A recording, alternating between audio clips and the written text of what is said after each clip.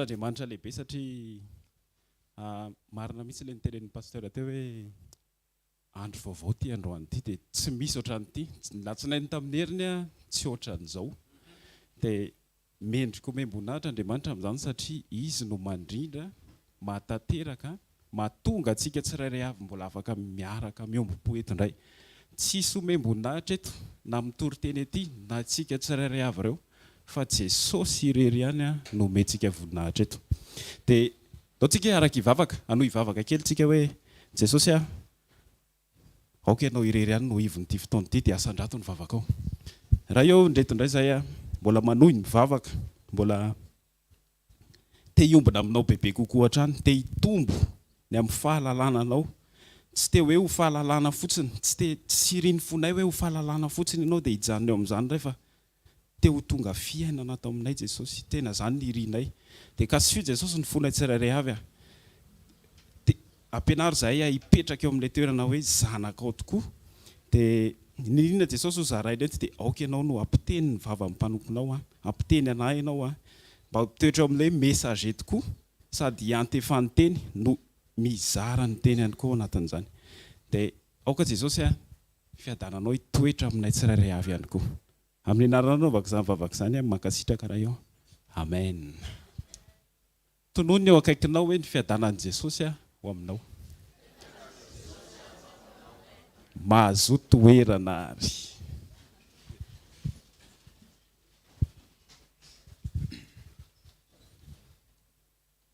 Ozy izy ateo hoe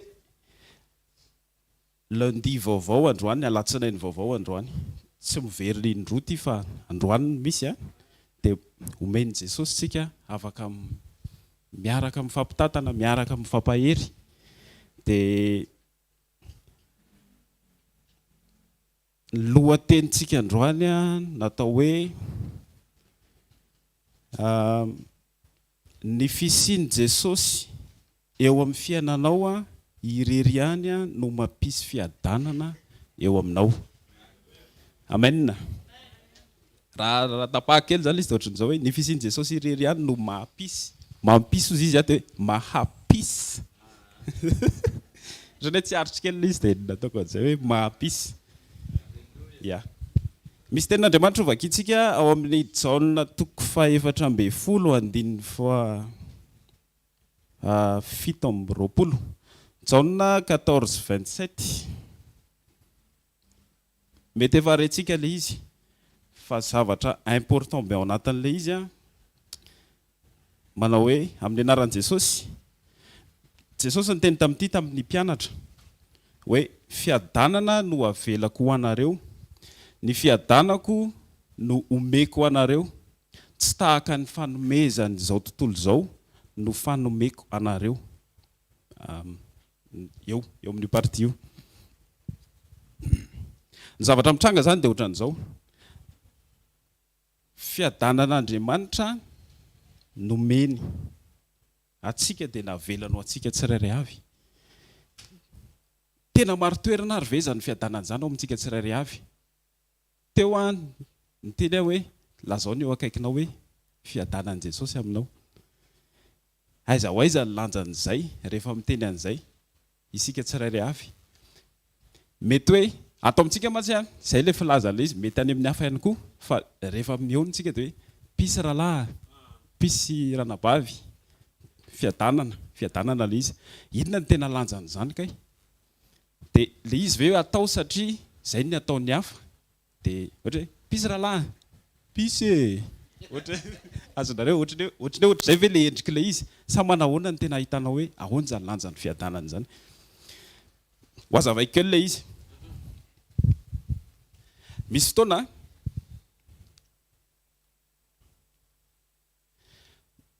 ny réalité misy dia izany ny zavatra ohatrany hoe misy amin'ny andavanandro sika maha olombelona. Samy mikatsaka an'io avy daholo tsika, na ny mivavaka na ny tsy mivavaka, samy te hiadana. Dia tsara ovy tsara mihitsy fa ianao zany vao mifo maraina ianao dia ay te hiadana zany, na hoe izany kosa aloha tsy mandainga kosa raha miteny an'izany ianao mifo maraina dia hoe mba te hiadana androany, na hoe te hilamina androany, te tsy hanana androany. dia ohatr'izao ilay izy hoe io resaka io a tsy hoe aminao irery ihany fa maneran-tany a mitady an'io resaka hoe fiadanana io. Raha mandinikanareo dia vaovao eran-tany zany misy ny ady amin'ny Russie, Ukraine ohatr'izany. Dia mieritreritra ny olona anankiray hoe mieritreritra zany ny firenena hoe raha mipetraka ilay pisy dia milamina izao tontolo izao. Izay zany ny heveriny hoe fiadanana. Izay zany ka anankiray aloha. Ka anankiray koa ohatran'izao. Misy karazan'olona mitady fiadanana amin'ny alalan'ny fahalalana maro isan-karazany. Ohatr'izao ilay izy. Rehefa tena dinianao dia misy hoe misy fahalalana eritreretin'ny olona mahatonga anazy fiadanana satria mampitoetra anazy ao anaty fiadanana satria rehefa complet ohatrany hoe connaissance zany. Rehefa hoe complet zany connaissance anao dia mieritreritra ianao hoe afaka fehezinao ny zavatra rehetra. Dia mieritreritra ihany koa ianao hoe tiako contrôlena ny zavatra mitranga eo amin'ny fiainako. Dia nefany iny zavatra iny rehefa dinianao, za miteny anareo fa misy fotoana amina un certain point tsy ho contrôlenao zany ny zavatra mitranga. Dia izay ilay lazaintsika hoe midona amin'ny poteau ianao sa midona dofotra izay mihitsy zany ilay izy dofotra. Dia rehefa midofotra nefa ianao a dia miverina indray ilay izy hoe andeha indray aloha hitady fiadanana. Ohatrany hoe cercle ilay izy dia miverina amin'ny situation hafa indray zany ianao hoe inona indray zany no ataoko izao a dia hitady fiadanana. Izay zany ka anankiray. Dia raha mbola tohizana ilay izy a dia na hatramin'ny fiasan'Andriamanitra ara dia tianao contrôlena zany amin'ny alalan'ny fahalalanao. Dia nefany a izay zavatra izay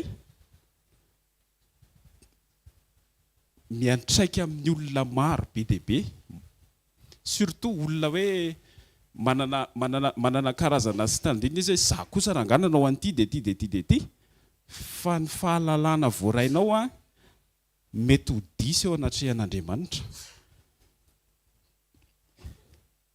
Dia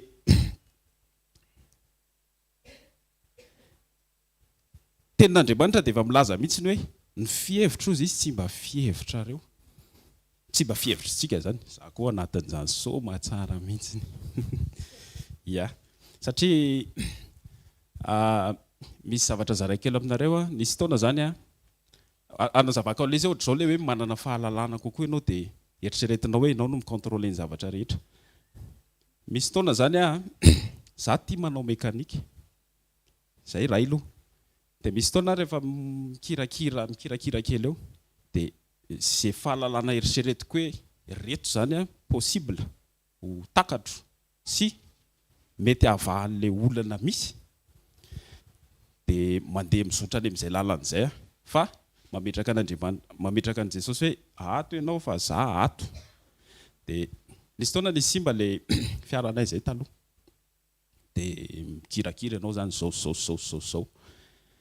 Dia mivavaka ianao fa mivavaka ianao hoe Jesosy a ty misy a fa zao ny haiko. Ohatr'izany ilay izy hoe azonareo fa ilay izy hoe tia ny situation misy dia tia nefa eritreretiko conclusion sy lalana ho andehanany tongotra. Mamindra ato zany a fa ato amin'ny ilany ato Jesosy, ataoko de côté mihitsiny. Dia mikarakara an'ilay izy a, manao an'ilay izy dia tsy mety vita mihitsy ilay zavatra satria ny antony ohatran'izao.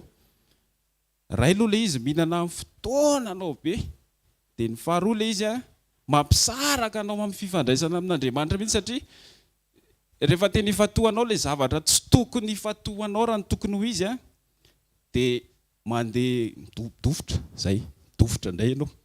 Dia miverina indray zany ianao mianalize hoe tezao koa ilay tena disoina ray a, rehefa miverina mianalize ianao tsy mandiny tena fa miverina hoe inona ny antony nahatonga an'ilay olana fa tsy jerenao ny momba ny tenanao. Dia ilay situation misy zany lasa ohatrany hoe zavatra cercle vicieux izay mihitsy ilay izy saotra tompoko. Dia verina miodikodina eo ilay izy mara-pahatonga anao amina point anankiray hoe aika mila Jesosy a. Dia ozy izy pasteur Njiva teo hoe tsy mahefininina ianao vao misaraka amin'Andriamanitra. Dia effectivement fotsiny ilay izy tohiziko hoe à un certain moment tonga saina mihitsy hoe kaika ilay izy a na mahay zavatra ary ianao tsy possible possible ianao vita zavatra tsy misy an'Andriamanitra fa tsy possible nisy fiadanana ao aminao. Tsy mitoetra zany le izy satria miresaka fiadanana antsika eto. Dia ho fanampin'ilay izy ohatran'izao zany vita ihany le fiara avy eo fa un certain moment mihitsy ilay izy tena nifona tamin'i Jesosy hoe mifona Jesosy satria nisy rahalahy zay teto tsy tadidiko izy fa to dia tadidiko izao ilay izy hoe nijoro vavolombelona izy nisy taona izy nanamboatra fiara dia mba tsy ratsy le hoe tiako mba ho vita tsara ny fiarako, tsy ratsy le hoe mba tiako hatsaraina ny fiarako, fa le izy rehefa ninana ny fotoananao dia mampisaraka anao amin'Andriamanitra satria rehefa ohatran'ny hoe zavatra ifatoanao bebe kokoa au lieu de hoe hifantoka amin'ny Jesosy kokoa fa effectivement dia entre parenthèses iny dia effectivement l'izy rehefa vita le fiara na vitana le izy tsy noho ny ezako, tsy noho ny hoe zao atao na zao atao, fa rehefa tena mivavaka ianao dia Jesosy manoro exacta hoe ty amboarina. Dia rehefa vitanao le izy, dia rehefa hitanao le ty le izy, sady tsy lany vola ianao, sady tsy lany fotoana ianao, sady tsy lany tsy haiko inona avy mety ho lany. Dia ny tena solution tsara indrindra mametraka an'Andriamanitra foana priorité eo amin'ny fiainana.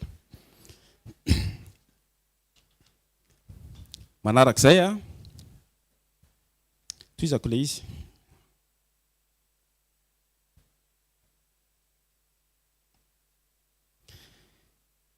Toy an'ilay teo ihany hoe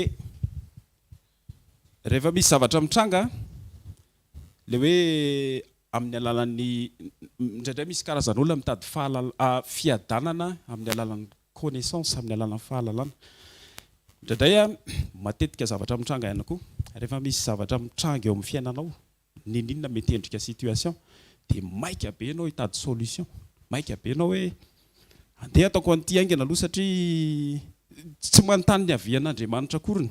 Dia io zany ohatran'ny hoe habitude fahazarany ratsy indraindray rehefa tena dinihanao satria ohatran'ny hoe andeha rangaty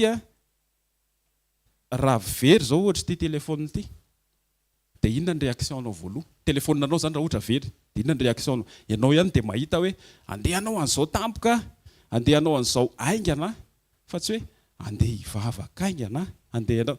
Misy efa karazan'olona efa tonga amin'izay hoe andeha hivavaka, fa misy karazan'olona mbola tsy eo amin'izay stade izay hoe andeha hivavaka na andeha hitady an'ilay fiadanana. Mihodina eo amin'ilay fiadanana ihany zany tsika. Ny fiadanan'Andriamanitra dia mila tadidiana fa ny fiadanan'Andriamanitra mihoatra noho ny fahalalana rehetra. Filipianina, ao amin'ny Filipianina 4:7. Filipianina 4:7. Filipianina 4:7 manao hoe ary ny fiadanan'Andriamanitra izay mihoatra noho ny fahalalana rehetra hiaro ny fonareo sy ny hevitrareo ao amin'ny Kristy Jesosy. Amen. Teboka manaraka. Misy karazan'olona mihevitra mahita ny fiadanana ihany koa amin'ny alalan'ny materiel. Misy ohatra kaiky kely dia tonga dia mazava angamba ity amin'ny alcool.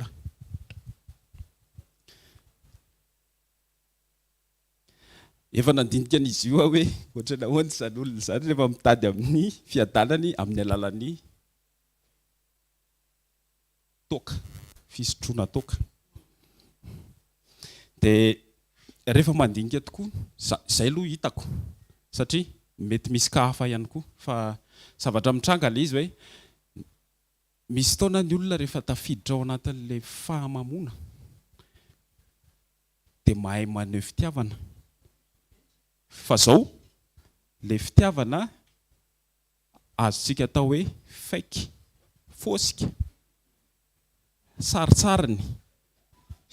Dia raha mandinika nareo dia misy karazan'olona mihitsy ohatr'izany mahafinaritra be izy rehefa mamo dia tsy mahafinaritra izy, ohatran'ny hoe miavinavina izy rehefa sobre. Izay mihitsiny endrika anankiray zany izay hoe misy karazan'olona ohatran'izany fa any anaty alcool no eritreretany hoe misy pisy. Anankiray izay. Anankiray ihany koa any amin'ny resaka zava-mahadomelona drogue.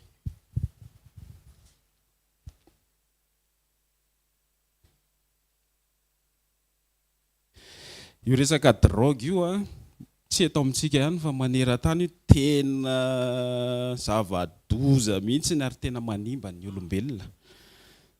Dia le hoe indraindray misy karazan'olona mahita fiadanana ao anatin'ny drogue dia hitanareo ilay filazantsika zay mahasambatsambatra zaho moa tsy maha exact le mety tena ho fisehony rehefa anina fa misy olona indraindray mieritreritra hoe any no ahafahany mahita fiadanana. Izay ny ilazako hoe nizaniza mitady fiadanana daholo fa amin'ny endrika samy hafa fotsiny. Ny raiko teboka anankiray manaraka. Misy koa ny resaka vola. Ity resaka anankiray ity tena heverina hoe matsiro mihitsy rehefa manana bobaka be an'izy io. Lazaiko ohatr'izay ilay izy satria ohatran'ny hoe rehefa feno, ohatra hoe raha mena trano ray ianao dia feno vola ao anatiny dia izay zany ny klasenao ny hoe fahasambarana sy fiadanana eo amin'ny fiainanao. Lazaiko aminareo fa misy olona anankiray multimilliardaire any ivelany. Rehefa nanontaniany mpanao gazety izy dia hoe ianao ve tsy efa matsiaro hoe sambatra satria efa manana ny zavatra rehetra, manana ny vola be dia be isan-karazany dia tsy efa sambatra ve ianao raha ny tokony ho izy dia nivaliany tao anatin'ilay izy izy nareo hoe inona efa tiako izy ilay izy fa tiako raha manana bebe kokoa. Zay koa zany mbola zavatra hafa tsy mety satisfait dia tsy afaka anankipo zany tsika hoe manam-bola be galina manam-piadanana be zay koa zany ka anankiray zany mbola be dia be ny ka mety hitadiavan'ny olombelona isika olombelona hoe aizany misy fiadanana.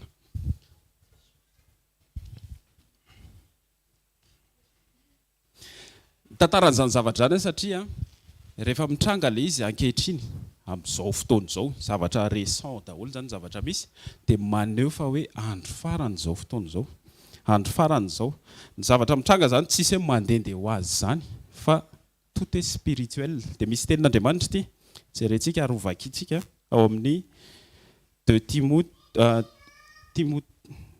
Timothée 4 andiny voalohany ka hatramin'ny 5.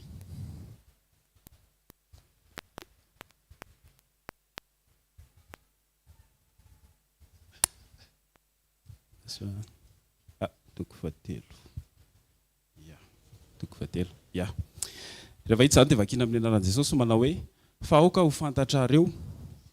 ho fantatrao izao fa any am-parany any dia hisy andro mahaory fa ny olona ho tia tena, ho tia vola, ho mpandoka tena, mpiavonavina, miteny ratsy, tsy manoro raisy ireny, tsy misaotra, tsy manajy izay masina, tsy manam-pitiavana, mpanontolo fo, mpanendrikendrika, tsy mahonim-po, loza be le iry zay, tsy tiany tsara, mpamadika, kriana, mpieboebo, tiany fahafinaretina mihoatra noho ny fitiavana an'Andriamanitra, manana ny endriky ny toe-panaharaka an'Andriamanitra nefa nandany heriny, ireny koa dia alaviro. Eo amin'ilay 5 io saria kely fotsiny sainareo hoe misy angle ohatran'izao koa ilay izy hoe tato ato aho miverina mihitsy ilay resaka hoe endriky ny toe-panaharaka an'Andriamanitra nefa mandany heriny.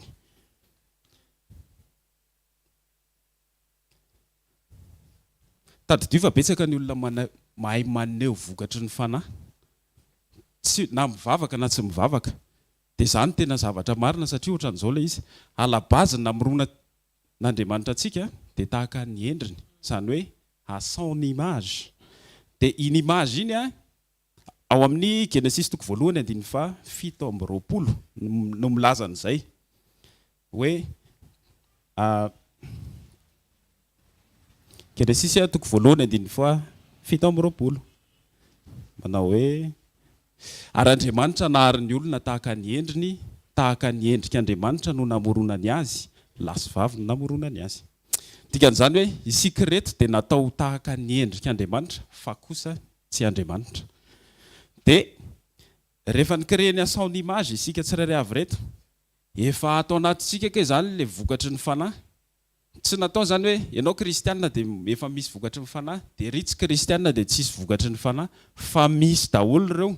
Fa exemple ohatran'izao le izy hoe amin'izao fotoana izao mihitsiny ataoko récent mihitsiny le izy satria mora amin'ny olona sady lazaina mihitsiny le izy hoe mizara fitiavana. Dinio tsara mizara fitiavana. Izay hoe mizara fitiavana izay inona vokatry ny fanahy. Na ny olona mivavaka na ny olona tsy mivavaka mampiasa an'io teny io daholo. Any ivelany moa zany io dia hoe God is love. Fa zao fitiavana Andriamanitra ve nizarainao sa fitiavana misy aty amin'izao tontolo izao? Mila manavaka tsara zany tsika ao anatin'ilay izy. Fitiavana Andriamanitra ve nizarainao sa endrika fitiavana izay tsy araka ny toe-panahy araka an'Andriamanitra fa kosa mamitaka. Na koa lazaintsika hoe fitiavana fosika. Zay ngamba le izy.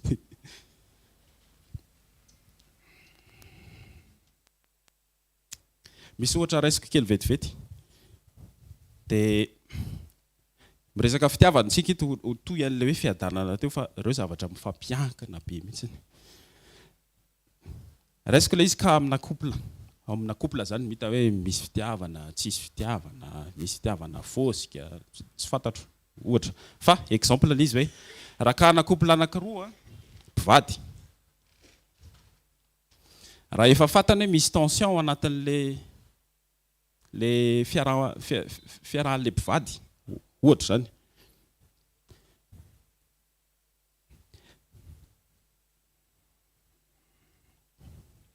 Dia misy mahay maneho an'ilay fitiavana fosika ahafahany mandray zavatra amin'ny alalan'ilay ilany. Ohatra ilay izy hoe miandry tambiny. Zay ray ka anankiray zay. Dia effectivement betsaka mihitsy manao an'izany izay hitako aloha. Hoe hainy koa no tena maneho fitiavana amin'ny vavany. Mety tsy avany am-po zany izy fa afaka miteny izy hoe langolangoko ty. Dia amin'izay tanteraka ilay zavatra ilaiko. Dia ataoko an'izao ty dia amin'izay omeny izay tedaviko. Omeny izay tedaviko. Zay aloha ny tanjony zany dia zay ilay tanjony anatin'iray izy endrika fitiavana fosika anankiray zay ao anatin'ny couple zany ilay izy misy ohatr'izay. Ka anankiray ihany koa ataontsika ao anatina couple ihany satria Jesosy rehefa hijereny anao voaloha raha ho an'ny mpivady dia ilay couple anao no jereny voaloha fa tsy ilay hoe lehilahy na ilay vavy. Fa ny ankoatran'izay raha mbola tsy manambady indray ianao dia ny fonao no jereny voaloha. Zany hoe fonao foana zany jereny voaloha e. Fa amin'ilay couple misy koa karazana couple. Exemple ihany ilay izy toy an'ilay teo hoe sarotra be indraindray maneho fitiavana. Ilay teo zany mahay maneho fitiavana fa mila zavatra tambiny. Dia ilay ray indray sarotra be ilay maneho fitiavana ao amin'ilay couple satria ohatrany hoe efa tsisy an'izany atao tanàna fa rio aloha misy dia akafizo maivana eo. Ohatrany ohatr'izay ka fahazafaiko an'ilay ohatrany ohatra kely ohatr'izany ilay izy. Dia toy zahay mihitsiny rehefa eo milamina eo ohatrany hoe ohatr'izany ilay izy. Azafaiko ohatr'izay mihitsy ilay izy azahoantsika tsirairay avy ilay izy hoe izany ilay situation misy dia izao nefany tsy mahay maneho fitiavana izy ao anatin'ilay tokantrano fa ny ivelany izy mahay aingana be mihitsiny. Dia tsisy ny tena anazy hoe maneho fitiavana ny ivelany fa nahay naneho azy fotsiny izy. Jereo va effectivement izy rehefa miresaka amin'ny namany mety miresaka amin'ny mpiara-miasa, mety miresaka dia to dia mipetraka ho azy fotsiny ilay izy hoe tsisy ny teny hoe maneho hoe anao fitiavana amin'io fa mivoaka ho azy ilay izy. Izay ilay teneniko hoe efa ao aminao ihany ilay izy fa indraindray tsy fitiavan'Andriamanitra ny zarainao satria lasa mivily lalana mihitsy ilay hoe mizara fitiavana dia mivily makaiza ilay izy. Ianao zany isan'andro tokony conscient hoe fitiavana izy ty oetoetokerako io sy zaraiko erako io ty miaina amin'ny fitiavaninona zao ohatr'izay ilay endrika ao anatin'ilay izy. Dia ny tenin'Andriamanitra nefa dia ohatran'izao. Tenin'Andriamanitra nefa dia mampianatra antsika ary miverina indray ilay izy androany hoe Galatiana 5:22 ny vokatry efa haitsika angamba ilay izy ny vokatry ny fanahy dia fitiavana. Ajanoko aloha ilay izy fitiavana voalohany ao zany.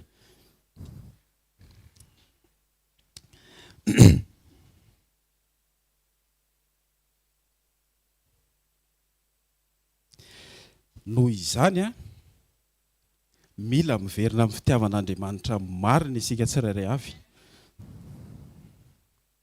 satria isika efa mahalala sy mino ny fitiavan'Andriamanitra antsika. Andriamanitra dia fitiavana ary izay mitoetra amin'ny fitiavana no mitoetra ao aminy ary izy ao aminy. Tenin'Andriamanitra eo amin'ny 1 Jean 4:16 lefa nitononoko teo ilay izy fa hoe tenin'Andriamanitra ao amin'ny Jaona 1:4-5. Misy tebokaray fahatelo exemple ihany koa. Ilay hoe ohatrany ahoana izany fomba fanehoan'olona fitiavana izany ao amin'ny zavatra amin'ny réalité.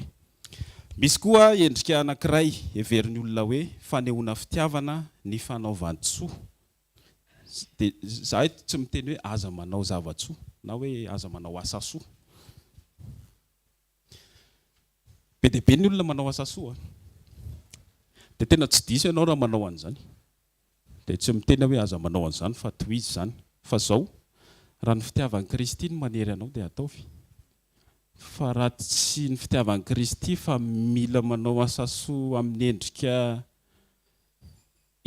endrika sarotra ohatra moa izany endrika azahoana dera exemple dia tsy fitiavana tsy fanehoana fitiavana izany.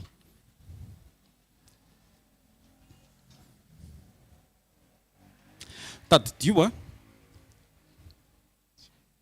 tsy any amin'ny hoe manao asa soa no andrefesanao hoe mifandray be amin'i Jesosy ianao na manao na tena mikambana tsara zasy ny tompo amin'izao satria nanao asa soa be na nanao an'izao.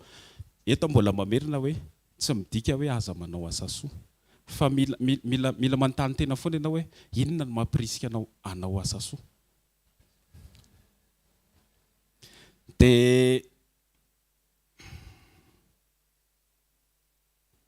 betsaka mihitsy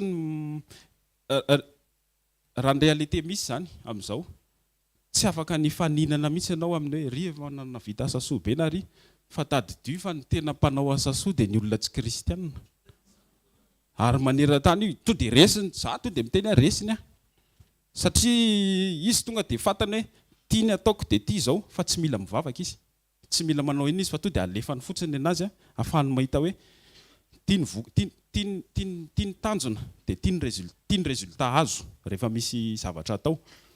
Dia jerentsika ao amin'ny Korinthianina 1:7-10 Korinthianina 1 Corinthiens 13:3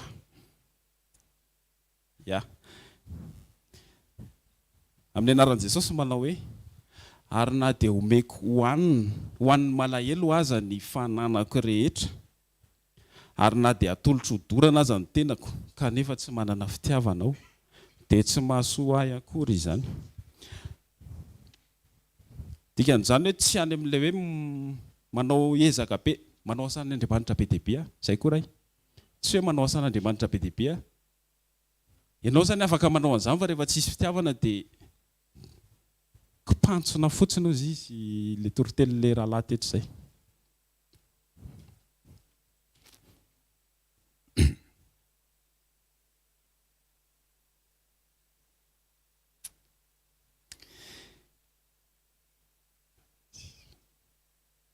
tadidio fa ny olona manao an'le nylazaiko teo iny hoe manao asa soa na ohatr'izany tsy mila an'Andriamanitra zany izy fa mandany heriny mihitsy. Dia izay le teo amin'ny 2 Timothée 3:5 le hoe misy endriky ny vetivety manana ny endriky ny toe-panaraka an'Andriamanitra nefa mandany heriny. Mila mailo zany tsika isan'andro, tsy hoe mailo fotsiny fa tena mila conscient ianao hoe mandeha makaiza mariny ity fiainam-panahiko ity, tena manaraka an' Jesosy ave sa hoe modimody manaraka satria iny aloha ny lalany dia miara mizotra fa tena mila conscient ianao isan'andro hoe aiza ianao miaraka amin'Andriamanitra marina ve ianao sa miaraka hainao le ray rehefa ohatra hoe tsy Andriamanitra miaraka aminao dia izy. Nisy taona mihitsy nandinika nisy taona hoe ahoana ry zany hoe miaraka amin'Andriamanitra zany. Dia nisy fanoharana zay nataon'ny pasteur zao tamin'ny sabotsy sa zoma le miara-mamindra sabotsy ya.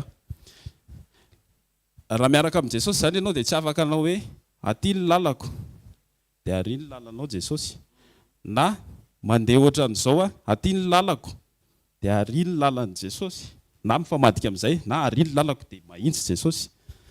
Fa Jesosy eo akaikinao mila miaraka aminao ary tsy eo akaikinao ihany izy fa ao anatinao. Dia mila conscient amin'izany tsika isan'andro. Raha ohatra ianao zany hamonjy fotoana anankiray dia fantatra hoe fotoana iaonanao amin'i Jesosy ilay izy. Rehefa tena hoe fantatra exact hoe inona zany hoe andeha iaona amin'i Jesosy zany. Rehefa tena fantatra hoe inona zany tena adinonao ny zavatra rehetra, fantatra hoe Jesosy ianao no tiako iaonana androany. Na misy olona na tsisy olona zao zany, raha hitory teny zany za eto, na tsisy olona raha teo dia tadidio fa Jesosy eo. Dia ilay izy raha tadidinareo misy an'ilay hoe raha misy 2 na 3 miangona amin'ny anarany dia ho avoana izy. Raha ianao rery zany dia ahoana? Zay. Miaraka aminao foana zany izy isan'andro. Donc tsy afaka ahilika ao izy. Amin'ny maha kristianina dia izay mihitsy antsika. Dia rehefa manana an' Jesosy fitiavana tsika ao anaty dia miaina amin'ny fitiavana. Fa zay vao tsara mizara fitiavana. Fa tsy hoe maika izara fitiavana nefa ny za tsy maro toerana ny fitiavako an'Andriamanitra.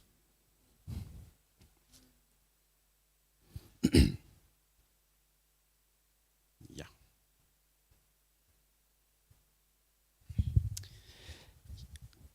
Inona ry zany atao hoe fitiavan'Andriamanitra zany?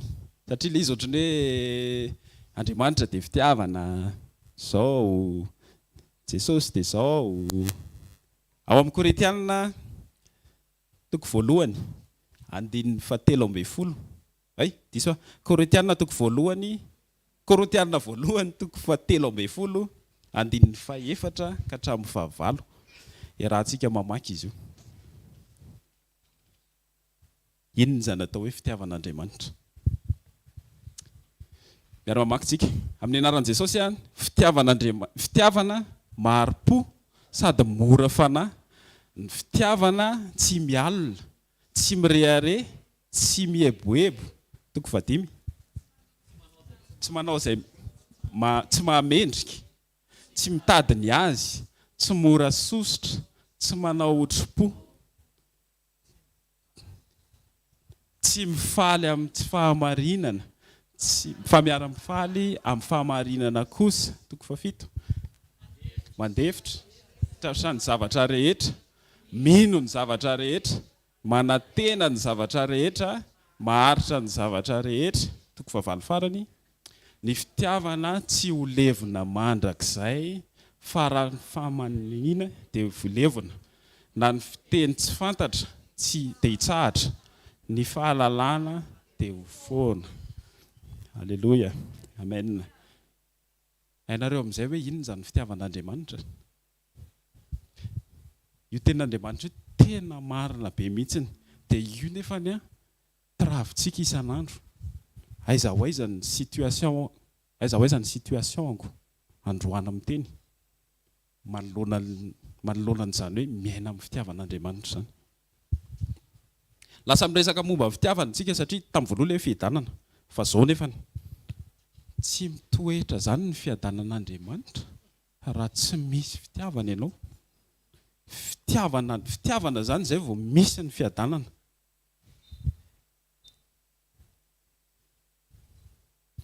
Dia rehefa nalazaiko teo ilay izy fa Andriamanitra izany rehefa mijery anao dia tsy mijery izy hoe misy fiadanana avy eo amintsika tsirairay avy, fa misy fitiavana avy eo anatin'ny fonao. Misy fitiavana an'Andriamanitra avy eo. Tena manana an'ilay fitiavana ve isika tsirairay avy sa dia kompantsona fotsiny ihany eo anatrehan'Andriamanitra.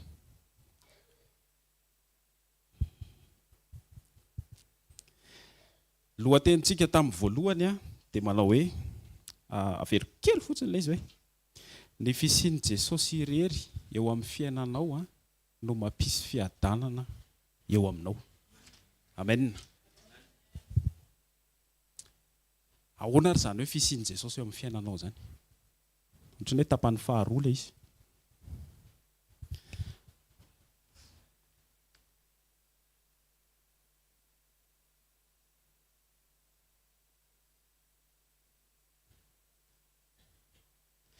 Jesosy Kristy raha ny tokony ho izy raha ny tokony ho izy dia tsy hoe connaissance izy, hoe nafantatra an'izany Jesosy izany tsy hoe fahalalana izy, hoe misy an'izany olona izany hono nomboana teo amin'ny hazo fijaliana dia afaka 3 andro dia nitsangana, dia tsy connaissance ilay izy fa fiainana ilay izy.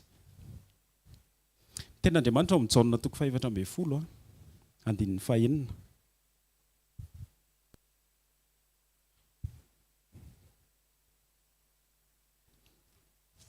Ten'Andriamanitra Jaona 14:6 amin'ny anaran'i Jesosy manao hoe hoy Jesosy taminy, izao no lalana sy fahamarinana ary fiainana, tsy misy olona mankany amin'ny ray afa-tsy amin'ny alalako. Tadidio fa Jesosy tia antsika tsirairay avy ary tsy maniry izy hoe misy ray amintsika ho very. Dia Andriamanitra dia fitiavana. Izy izany hoe Jesosy. Raha aminao zany dia anontaniako ianao hoe izy Jesosy aminao. Jesosy ve ilay filanao zavatra anankiray? Effectivement misy olona manao ohatr'izany. Jesosy tsy hoe milanao indraindray, milanao izao dia raha riva indray vao milanao, fa eny an-tenantenany eny anao ny fiainako aloha dia andray mahita anazy rehefa avy eo Jesosy dia rehefa misy souci indray ianao Jesosy ohatran'ny hoe azonareo ilay izy, fa effectivement misy olona indraindray manao ohatr'izany. Dia ilay izy tsy hoe ilay misika loatra no tiako tenenina, satria ilay misika fa ilay ohatrany hoe misy zavatra zaraiko aminareo kely. Nisy fotoana fanoharana ilay izy. Za taloha misetrasetra be amin'ny bisikileta, dia za koa tia milalao bisikileta raha teo. Dia za sy ilay cousin-nay izay mifampitarika izany izay, dia asiana tady izany hita ny bisikileta iray dia atao aoriana ny iray dia asiana tady mifampitarika izay. Dia ohatr'izao ilay ataoko, za ilay ao aoriana dia izy ilay ao aloha, dia mifampitarika izay miara-mandeha ohatr'izao. Fa izao ny zavatra ataoko, tsy mety amiko izay fa dépasseko izy, fa izay mifampitarika. Azonareo inona ilay mitranga? Rehefa mifampitarika ohatr'izao izay dia eto ilay tady dia rehefa dépasseko amin'izao izy miara-mitrikasina izay, miara-mianjera. Dia izao ilay fanoharanao anatin'ilay izy. Indraindray Jesosy hoentinao any amin'ny adalanao ohatr'izao. Za zany rehefa atao aoriana mandeha ohatr'izao, za nefa miteny hoe Jesosy tario mandeha ohatr'izao dia misy fotoana te hisongina anazy ohatr'izao, dia rehefa ilay misongina iny mikarapika ianao satria mandeha miala eo aminazy. Dia izao sotominao koa Jesosy araka hijabaka miaraka aminao. Dia dinio tsara anie izany misy fotoana mihitsy manao an'izany, za nanao an'izany.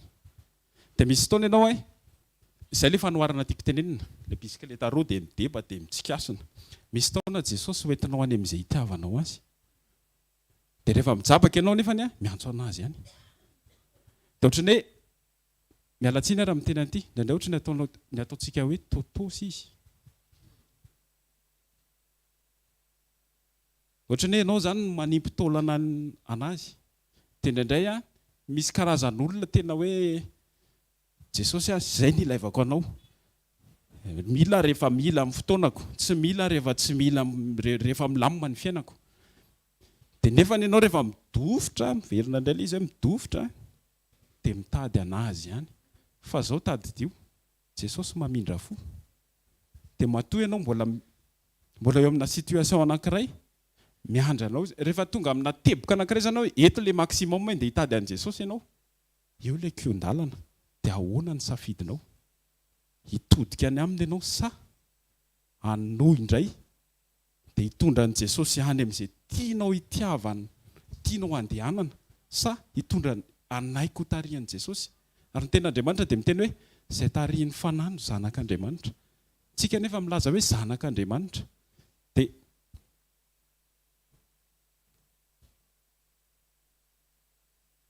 Jesosy na ahoana tsy kivy amintsika tsirairay avy izany izy fa meteza ho kasihiny. Meteza ho kasihiny fontsika tsirairay avy. Mena fotoantsika androany afaka miverina. Raha misy fotoana ianao hoe tafabilila tany amin'ny situation tsy fantatro fa eritreretinao hitanao nefa ilay izy hoe tsy araka ny sitrapon'Andriamanitra izany. Dia araroto ny fotoana ohatran'izao fa afaka miverina amin'i Jesosy daholo tsika tsirairay avy. Tsy kely izany ny fitiavan'Andriamanitra fa tiany ianao tadidio fa no tiavan'Andriamanitra izao tontolo izao nomeny ny zanan'ilay tokana mba tsy ho very izay rehetra mino azy fa hanana fiainana mandrakizay. Halleloja. Manasanao hitsangana amin'izao fotoana izao dia ataontsika araka hivavaka. Ataontsika hanavao ny fanoloran-tenantsika tsirairay avy indray ao anatrehan'Andriamanitra. Tadidio fa Jesosy tsy hoe himeprize anao fa tena hitondra fiadanana eo amin'ny fiainanao izy. Dia te amin'ny ny fitiavany manontolo ho raisy ny fonao izy. Dia ataontsika rehetra hiaraka iombo-po hivavaka dia amin'ny voninahitra an'Andriamanitra ny amin'ny zavatra rehetra. Raha eo misaotra fa afaka mizara teto izay misaotra Jesosy fa mbola afaka miverina aminao ihany koa Jesosy ny amin'ny zavatra rehetra misy. Misaotra Jesosy te hiverina amin'ny fitiavana voalohany tokoa izay Jesosy satria izany Jesosy ny fototry ny zavatra rehetra. Tsy hainay ny miaina tsy misy fitiavana, tsy hainay miaina tsy misy anao. Ary tena marina mihitsy ilay teninao Jesosy hoe raha misaraka aminao izay dia tsy mahefa na inona na inona. Maniry izay Jesosy ho marina aminay izany isan'andro na amin'ny fotoana na tsy amin'ny fotoanany Jesosy. Ho ampatsiahivy ny fanahy masinao foana izay amin'ny fotoana rehetra dia ho sensible ny sofinay, ho sensible ny fanahinay. Dia mila anao izay Jesosy, mila anao izay Jesosy, mila anao izay Jesosy isan'andro. Misaotra Jesosy ny amin'ny zavatra rehetra. Amen, amen. Mankasitraka Jesosy, mankasitraka Jesosy. Misaotra Jesosy, amen. Amen. Metsika mampanompon'Andriamanitra ny toyan'ny fotoana manaraka. Tiaka mafy an'i Jesosy. Tiaka mafy betsika ho an'i Jesosy mazao toerana vetivety ary avy hatrany tonga dia hanao fanahitritsika ho fisaorantsika an'Andriamanitra fa mamangy Andriamanitra amin'ny alalan'ny fandefasany teny sy fanirahany mpanompo amin'izao sekoly maraina izao. Ina tsara moa ny titre ilay androany? Ny fisian'i Jesosy irery eo fiainanao no mampisy fiadanana. Fantatrao ve inona ny zavatra mitranga rehefa ao anatinao ny fiadanan'i Jesosy? Ampiasain'i Jesosy ny fiadanany ao anatinao andaminana ny zavatra rehetra. Atao hoe olana hovahana ao anatin'ny sekolim-pamanan'olana androany maraina. Azonareo ve ilay izy? Tsy hoe alaminy fotsiny ilay mikorotana fa ilay fiadanany ao anatinao mihitsy no raisy ny andaminana zavatra be dia be. Dika izay rehefa hainao no mifeny ao anatinao araka le teny be deaibe teo ny amin'ny fiadanan'i Jesosy dia hiara-iasa amin'ny fiadanan'i Jesosy ao anatinao andamina zavatra be deaibe. Dia tena ho hitanao tokoa fa amin'ny alalan'izay fiadanan'i Jesosy izay tena ilamina tokoa ny zavatra rehetra mahakasika anao fa miainga ao anatinao ilay izy. Tsy misaratsaraka ilay izy hoe milamindamina ho azy ny ety ivelany nefa ianao sy ny tompo tsy milamina. Nisy teny teo mahakasika ny hoe tandremo fa matetika tsika te hianatra zavatra mba ifehan'ilay zavatra ary mba tena hoe toy ny hoe enao mihitsy no manana fahefana rehetra micontrôle an'ilay izy dia tsy dia tsara izay satria Andriamanitra rehetra manana ny contrôle amin'ny zavatra rehetra. Ary izay mahatonga antsika miverina amin'Andriamanitra. Aza matoky olona hony aza matoky tena, aza matoky moyen, zavatra be deaibe voalaza teo tsy ao amin'ny fahalalana ilay izy, tsy hoe hainao be ilay izy dia hiadana ianao. Tahaka ny hoe ny mpangalatra dia izao asiana jiro solaire ao tokotany fenoana barbelé ny tamboho asiana alika tsotra dia alika de rasy satria le alika tsotra mivovora sedra misy mitady aka le alika de rasy. Tiako tenenina aminao zany hoe iny indray no lasa angalarin'ny olona le alika lafo vidy be iny dia idina gadana ambony afovoany ao ambany ivelany dia ao anatiny dia rehefa avy manita eo ivelany dia miditra ny varavarankely rehefa andeha atory dia connaissance zany. Fa nisy olona ny tantara izay hoe tena mipotra ho azy ao an-tranon'ilay olona izy rehefa andeha hangalatra. Dikan'izay zany vavaka no ilaina fa tsy fahaizana manidy trano. Jesosy no ilainao. Tsisy tafiditra zany ao an-tranonao. Rehefa feny Jesosy ny fonao sy feny Jesosy ny moa zany ny fiainanao. Misy tanàna, misy toerana eto Madagasikara rony eria Miarinarivo. Gendarme mihitsy miambina ivelany, tsy matory ny tompo-trano. Moto atao amin'ny salon, idina daholo ny zavatra rehetra fa tonga ihany maraina manjavona ihany le moto. Ka satria Jesosy no ilainany fa tsy fahaiza miambina, tsy olona, tsy moyen ahafahana misécuriser fa Jesosy. Zay mahatonga le hoe tsy hoe misy fiarovana be deaibe ao dia hiadana ianao. Tsia, ny fisian'i Jesosy eo amin'ny fiainanao no mitondra sy miantoka an'ilay fiadanana. Tsy ao amin'ny fitaovana dia nisy fanaovana be deaibe teo, tsy ao amin'ny alcool, tsy ao amin'ny drogue na ny zava-mahadomelina. Fitaka ataon'ny devoly ireny, tsy mampiadana ireny, mampididoza ireny ary mampidikizo ireny. Izaniza manatrika eto mety ao anaty toka na ao anaty drogue na ianao na ny ankonanao andro maraina na afaka Andriamanitra. Mino tsika fa ny fiadanan'i Jesosy avy amin'ny teniny afaka hanao intervention Andriamanitra. Meteza fotsiny anaika aza manameloka an'ilay olona, aza mandetika an'ilay olona, amboary tsara ny fomba ho feno fitiavana fa afaka manafaka Andriamanitra fa Jesosy tena Andriamanitra ny famonjena, Andriamanitra ny fanasitrana, Andriamanitra ny fanafana. Tsy ao amin'ny vola ny fiadana. Renareo ve le fanoharana teo? Tsy ho fanoharana fa interview natao izy ny pasteur teo hoe olona efa manambola be dia nanontany hoe efa sambatra ve ianao? Teo izy hoe ye fa mbola sambatra kokoa raha mbola mahazo mihoatra. Zany hoe tsy sambatra ane zany izy. Sambatra izy zany. Dia tsy izay isika ampianarin'i Jesosy tsy tady fahasambarana ao anatina zavatra na vola na harena na olona na fotoana na asa fa isika nampianarin'i Jesosy ny ho sambatra satria eo izy. Na tsisy vola na tsisy zavatra na misy zavatra mbola tsy mandeha na mbola ao anaty ady vao tadidina fotsiny hoe miaraka amiko Jesosy dia tokony ho sambatra ianao. Anisan'ny zavatra nampianarin'ny tompo antsika koa dia hoe tandremo sao dia mieritreritra hoe rehefa ho avy ny fotoana hoeto amin'ity toerana ity na azo an'ity zavatra ity na hiainana ity zay vao sambatra. Tsy izay ilay izy. Tena akaikinao tsy zavatra mbola lavitra be ny fahasambaranao afaka hitranga reny hoe fa Jesosy miaraka aminao androany hoe mampisy fiadanana ao anatinao hoe zay dia efa tokony hahasambatra anao tsy mahintehaka ao an'Andriamanitra. Tandremana fa maro ny olona manana ny endriky ny teo-panaraka an'Andriamanitra fa mandany heriny. Mody maneho toetra tsara satria misy tambiny.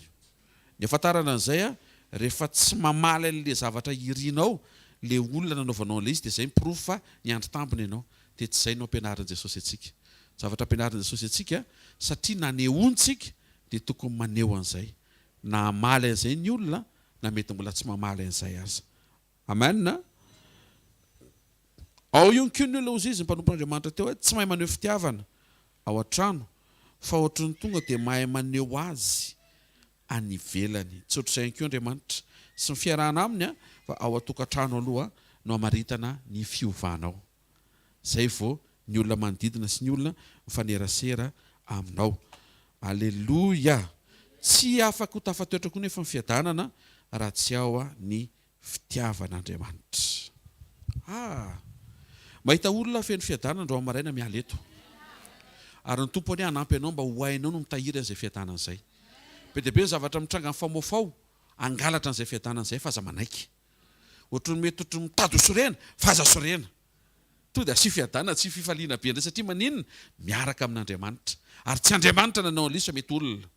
Dikan'izay tsy tokony ho voakasika izany ny fifandraisanao amin'Andriamanitra. Aleloia. Tsika hitsangana rehefa fontanao dia isaora Andriamanitra ny fonao manontolo. Atao visany feno fifaliana be ny ao anatinao satria miatrika maraina vaovao ianao, miatrika tontolo andro vaovao, miatrika herinandro vaovao. Ho an'izay mety hoe nananjanaka napiditra nianatra misaora azy fa mandeha soma tsara ny rentrée. Be dia be ny zavatra ny famofao mety tsy voatery ho takatry ny sainy ary teo pasteur nampiasain'Andriamanitra nampatsiaro antsika fa tsy voatery le eritreretintsika no hitrangan'ny zavatra rehetra. Izay le hoe azy eritreretina hoe voakontrôlenao daholo ny zavatra rehetra. Avelao Andriamanitra hitarika sy hampahita fitianao, fantan'izay ilainao. Ho an'izay rehetra manatrika eto mety mananjavatra ho atrehany ianao, mananjavatra ho vitaina. Misy zavatra be dia be koa famofao. Isaora Andriamanitra fa ny fiadanana napatsiahiviny fa tokony ho tafatoetra sy voatahira ao anatinao no ampiasainy ahafahany mandamina zavatra be dia be eo amin'ny fiainanao. Misaotra ray amin'ny anaran'i Jesosy ny amin'ny fotoana maraina. Misaotra ny amin'ny fanatrehanao, misaotra ny amin'ny teny, misaotra ny amin'ny fitiavanao, misaotra ny amin'ny famindraponao, misaotra ny amin'ny fahasoavanao, misaotra ny amin'ny fampianarana, misaotra ny amin'ny fantsiana, misaotra ny amin'ny fampahereza, misaotra ny amin'ireo fanoharana, misaotra ny amin'ireo vavolombelona maraina. Misaotra fa teto ianao, mieto ianao, miaraka aminay eto ianao, any anatinay ianao, hamakivaky ny tontolo andro dia miaraka aminay ianao. Misaotra ray amin'ny anaran'i Jesosy. Mahatsiaro ambavaka manokana ny tsiraray avy ahatsapa ny fiadananao androany maraina indray. Ao ny mety very an'izay fiadanana izay dia mangataka izay tompo mba ho averinao ao aminy izany amin'ny fahatsapana fa ianao no fanaperana, ianao no ambony indrindra. Tsy zavatra andrasanay hitranga no mitondra fahasambarana fa ny fisianao miaraka aminay na tsisy nininona mitranga aza ny tokony hahasambatra anay. Ary izany no mianarana izay mahasekolon'ny toetra, sekolon'ny teny ampiarina. Vavaka ho an'ny tsiraray avy mba ho voatahiry ny fiadanana, voaray ao amin'ny teninao, hamakivaky ny tontolo andro izay hamakivaky ny herinandro miaraka amin'izany fiadananao izany. Dia misaotra ray amin'ny anaran'i Jesosy. Tsarovy izay rehetra hiatrika azy, hiatrika fikarakarana taratasy, miatrika tokantrano, miatrika projet. Be dia be ny mety tsy voatonona anatin'izany tonom-bavaka izany fa ny zavatra inoanay dia izao hiainga vaovao izay miaraka amin'ny fiadananao avy amin'ny fahatsiarovanay fa tianay ianao. Amin'ny anarana maheran'i Jesosy Kristy velona masina sy manan-kera avy Nazareta. Amen. Amin'ny anaran'i Jesosy. Amen. Tena kaikinao fiadanan'i Jesosy ao aminao hoe dia mandehana amin'ny fiadanana hoe dia ilay Andriamanitra ny fiadanana hoe ampiasa an'izay fiadanana izay dia hampisy filaminana amin'izay ataonao hoe dia aza matahotra hoe fa nanikorotana ary tamin'ny herinandro ambony dia ilamina eo amin'ny herinandro ty hoe dia aza matahotra hoe mety tsy nety ilay izy tamin'izany fa hivereny vaovao indray androany na mety amin'ity semaine ity hoe fa mitsodrano anao hoe mirary aho hoe mety amin'izay io hoe mety io hoe miaraka amin'ny fiadanan'i Jesosy hoe tsy hoe mandeha rery ianao hoe fa miaraka amin'i Jesosy ianao hoe amen, amen, amen. Herinandro tsara ho anao ty herinandro ty satria manaiky ianao hamoaka toetra tsara mba tonga le fiadanan'i Jesosy ho tamana tsara ao anatinao. Dia rehefa mandeha amin'izay ny journée androany, misy tenatro misilifatra ohatra manelingelina, to dia tsy avelako anaisotra amin'ny fiadanan'i Jesosy atao anatiko izany, tonga dia hatreo miaraka amin'ny Jesosy eny e. Mety niteny an'izay ilay olona fa tsy ataoko mahakasika amin'ny foko izany fa hiatrika miaraka amin'ny Jesosy aho. Mety misy zavatra netao mambavaka, androany maraina fa mety amin'izay io e, androany maraina mbola tsy mety indray, aza atao mahataitra. Tonga dia sitsikitsiky misaotra Jesosy, efa niteny ianao, tsy maintsy mitranga eny. Mety eto izany ilay izy, maninona moa nitereko eo tsy maintsy eto, mety ho ato ane izany ilay izy. Alleloia. Hitantsika Andriamanitra. Raisiny tsodrano izay tononona anaran'i Jesosy. Ny fiadanan'i Jesosy anie, izay mety ny fahalalana rehetra, ho ao anatinao, ho voatahiry eo amin'ny fiainanao, ho tehirizinao amin'ny anaran'i Jesosy. Mandehana amin'izany fiadanan'i Jesosy izany. Ary tsofina rano herinandro feno ny fiadanan'i Jesosy. Feno ny fiadanan'i Jesosy. Feno ny fiadanan'i Jesosy. Dikan'izay fiadanan'izay dia mandehana fa mety ny zavatra rehetra amin'ny lafiny rehetra. Amin'ny anaran'i Jesosy, amen. Zareo ny fahasoavana, fa ny fahasoavan'Andriamanitra no matoy izao dia ny fahasoavan'Andriamanitra no matoy izao anareo, amen.